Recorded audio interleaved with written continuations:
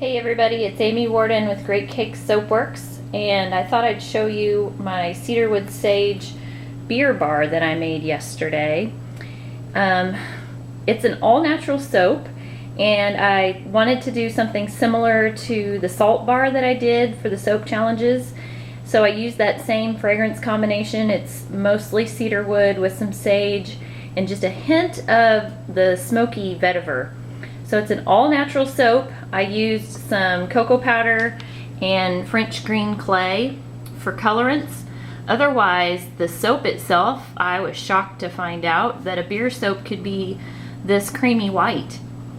The lines that you see down here towards the end are from the hanger swirl that I did. And I started to do a little design on the top, but it was setting up so bad that I just smoothed the whole thing over and decided to forget about it. But you can still see kind of hints of that design here on this end. And so I'm going to cut this and show you what it looks like inside. I'm kind of excited to see what it's going to look like. So let me get the camera on the tripod and I'll be right back. Okay, so the first thing I always have to do when I'm going to cut my log of soap is to cut it in half so that it will fit inside this wire cutter. I did a little experimenting lately with not insulating my soaps, and I figured because this was a beer soap that it was going to heat up anyway, but I'm not sure it gelled, so that could be part of the reason why the color is so light. It feels a little bit sticky, but isn't that pretty? So the cocoa powder is going to darken up. You can see around the edges where it's kind of hit the air already and it's gotten a little bit darker. And then the French green clay looks a little bit grayish, but it's a nice contrast to the brown. So I'm happy with that.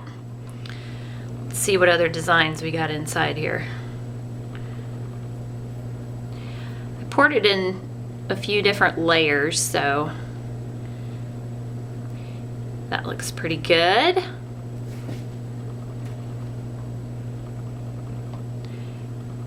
That brown is still kind of sticky.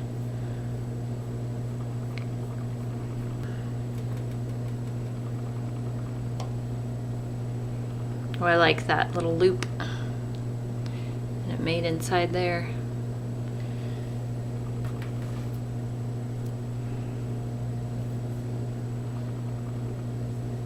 Yeah, so they're all kind of different. Yeah, so it looks like a fairly masculine color and the scent, but it could go either way, I think. I really like the earthy scents. I know when I first started making soaps and people would ask for patchouli or whatever, and I really didn't know what that was, and first time I smelled it I thought, oh, that's awful, but patchouli's really grown on me and sandalwood has, and I really kind of like cedarwood too.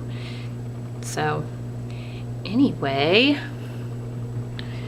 these should be ready hopefully in 4 weeks. They're a little bit softer than usual because I like to use plenty of beer when I'm going to use that as the liquid, just to make sure that I don't get a volcano when I add the lye.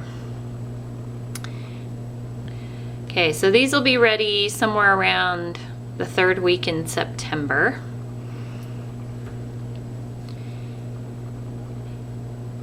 And I should have several other fall scented soaps available soon as well. So just check my website. You can always go to www.greatcakesoapworks.com and just click on the news link and you'll see all the soaps that are on the curing rack and when they will be available. So talk to you later.